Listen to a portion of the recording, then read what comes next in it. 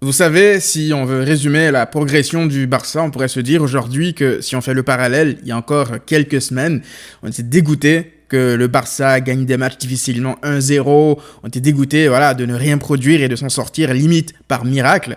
Ce soir, on est dégoûté, et c'est pas la première fois. Ce soir, on est dégoûté parce que le Barça n'arrive pas à mettre de Manita, par exemple. Le Barça, on est dégoûté parce qu'on se dit qu'il y a tellement la place pour mettre des Manita, mettre plus de 5 buts même à certains adversaires que on est dégoûté que le match se termine aussi vite parce qu'on prend notre plaisir.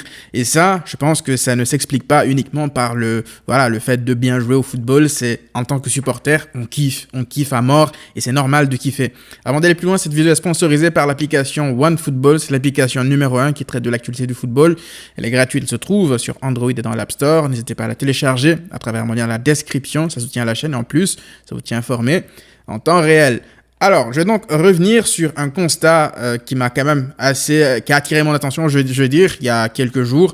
Après le match nul face à Galatasaray, j'ai vu une sorte d'alarmisme de la part de certains. J'ai même vu des personnes reprocher aux supporters, la plupart des supporters en tout cas, entre guillemets, d'en faire trop après la série de victoires quand ça allait bien ces dernières semaines. Alors, c'est pas pour bien sûr pointer du doigt des personnes, je donne juste mon avis par rapport à ça. Moi, j'ai envie de dire, aujourd'hui, si le Barça joue bien, que le Barça colle 4 buts à des adversaires prestigieux comme l'Atlético Madrid, comme Naples, comme Valence chez eux, qu'est-ce qu'on doit faire? Est-ce qu'on doit se morfondre et se dire « Ah non, ce n'est pas la peine de célébrer parce qu'il y a encore du boulot ?» Non, faut célébrer au moment où ça se passe bien. Là, ça se passe bien, on kiffe, c'est normal de pouvoir célébrer. On a passé des années à manger du caca, mais vraiment du caca, je le dis comme ça. Et c'est quoi aujourd'hui? Parce qu'on va bien, on doit pas faire trop les personnes qui sont heureuses parce que ça pourrait se retourner contre nous. Non, je pense que faut savoir faire à part des choses. Moi-même, sur Twitter, vous savez que je troll beaucoup. Je dis par exemple la dernière fois quand je dis le Bayern, venez demain nous affronter si vous êtes des hommes maintenant. Tout le monde le sait que c'est du second degré. Il y a plein de personnes, quasiment tout le monde, c'est du second degré. On sait très bien que la marche à suivre est encore très longue pour revenir. Même moi, je l'ai dit ici, après le match de Liverpool face à Milan, qu'on est encore loin de ces équipes-là. Par exemple, Liverpool, je vais dire Liverpool en termes, par exemple, d'intensité, que ça se travaille, ça. Xavi est arrivé il y a juste quelques mois. L'intensité, ça se travaille. Il faut une bonne préparation physique. Il y a tout ça qui rentre en compte. Mais aujourd'hui, on ne peut pas se priver de célébrer de belles victoires, priver de kiffer, tout simplement parce que, ah non, la marche à suivre est encore longue. Ah non, il faut faire attention parce que le Barça n'est pas encore arrivé. Tout le monde le sait, ça. Pas besoin de le préciser. Tout le monde le sait. On sait très bien que nous ne sommes pas encore aujourd'hui dans le top 5 des équipes européennes. Il y a encore du boulot, mais on est sur la bonne voie. Et ça, il faut le mentionner. Donc, aujourd'hui, le Barça, au-delà de la victoire des 4 buts encore marqués ce soir, c'est moi ce qui me choque, dans le bon sens du terme, c'est plus la manière. Alors, avant même de parler du contenu du match, pour les notes des joueurs demain, je vous invite à suivre le lien dans la description pour que vous aussi, que vous me donniez vos notes, parce que là, c'est juste moi qui donne les notes et je me fais parfois terminer par vous. Ah, je suis trop généreux, ah, je suis pas trop généreux, etc. Donc, allez-y, le lien en description, téléchargez l'application, inscrivez-vous et donnez vos notes. Et demain, on fera les comparaisons avec vos notes et la mienne. Vous avez donc que 24 heures pour donner vos notes.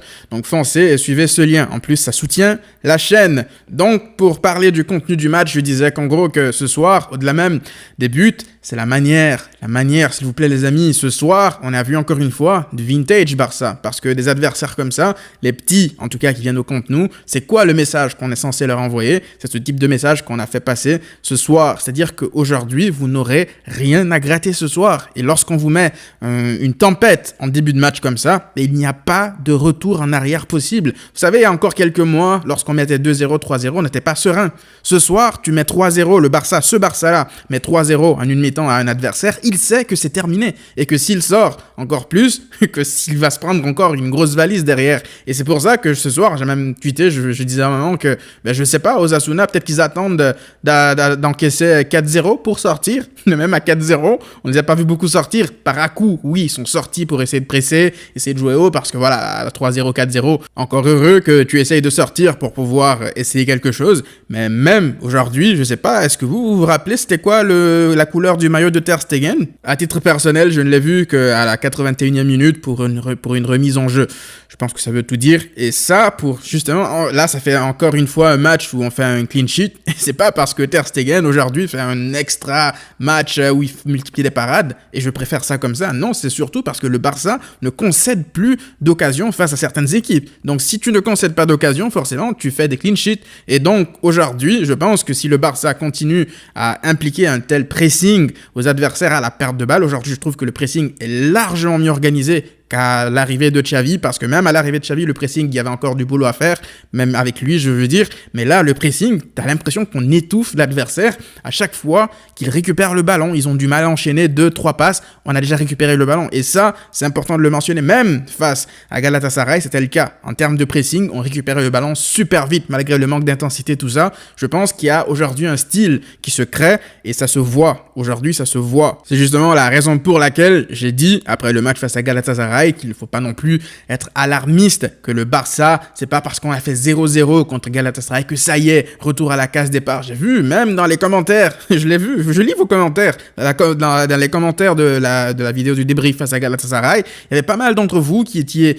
pessimistes tout d'un coup. Moi, j'appelle ça la culture de l'instantané, la culture de l'instant, parce que là, vous étiez plus en mode, ah, ça y est, le Barça retombe dans ses travers, retour à la case départ, etc., etc. Tranquille, les gars, on ne va pas gagner tout le match 4-0, 3-0, 5-0. Il y aura des matchs où tu vas tomber. Aujourd'hui, c'était un bus face à Osasuna. On a réussi à forcer le verrou. Face à Galatasaray, c'était un gigabus. On n'a juste pas réussi à forcer le verrou, c'est tout. Parce que est-ce que vous avez vu Ter Stegen multiplier des arrêts face à Galatasaray? Non. La différence ce soir, c'est qu'on marque des buts. Alors oui, on se crée encore plus d'occasions ce soir. Et justement, je pense qu'on aurait encore plus marqué aujourd'hui si on était un peu plus adroit devant le but. Pas mal de joueurs ont été ce soir très bons. Je pense notamment à Ousmane Dembélé, qui a fait de très bonnes passes décisives. On va en parler plus en détail des individualités demain dans la vidéo sur la note des joueurs. Ferran Torres, qui a été encore une fois très décrié, à raison, contre Galatasaray. Encore une fois, la culture de l'instant, ça l'a enterré tout de suite après Galatasaray. Là, ça va encore dire du bien de lui. Et dès que ça va dire c'est une fraude le prochain match qu'il va rater, etc. Moi, je pense que encore une fois, faut savoir prendre du recul. Donc, Ferran Torres, bon match. On attend maintenant qu'il le confirme face à des adversaires plus solides. Il y a Gavi aussi, exceptionnel son match. À l'origine du premier but. On en reparle de toute façon des individualités demain sur la vidéo des notes des joueurs. Donc moi, ce que je retiens ce soir, c'est que Xavi continue à implanter quelque chose, un style à cette équipe. Et même aujourd'hui, tout le monde est encore une fois impliqué. Il y a, entre guillemets, des joueurs qui ne jouaient plus, qui jouent ce soir. Clément Lenglet qui reprend du rythme. Ça va aider le Barça à pouvoir le vendre plus facilement parce que tu montres aux autres équipes que, regardez, c'est pas un joueur fini là. C'est un joueur qui sait jouer au football. C'est un joueur qui peut être utile à une équipe. Donc lui donner des minutes comme ça, je trouve ça positif. Riqui Puig qui joue et qui marque. Voilà, je pense que lui aussi, il a faim, malgré le fait que la hiérarchie devant lui semble compliquée à faire bouger. Voilà, des joueurs comme ça, si tu as besoin d'un second souffle, aujourd'hui la deuxième mi-temps, je pense qu'on a besoin de ça pour marquer encore plus de buts. Des joueurs qui en ont envie, donc Riqui Puig, ça se voit qu'il en avait envie. Il aurait pu servir Ferran pour qu'il mette un triplé, mais il avait tellement envie qu'il a marqué lui-même. Donc voilà, je pense que coaching gagnant de Xavi ce soir encore. Donc tout le monde a quasiment été au rendez-vous. Donc dites-moi qu'est-ce que vous en avez pensé dans la section commentaires. On se retrouve demain donc pour la note des joueurs. N'oubliez pas de télécharger l'application, de donner vos notes. On se retrouve demain pour en parler en détail. D'ici là, prenez tous soin de vous et à très vite.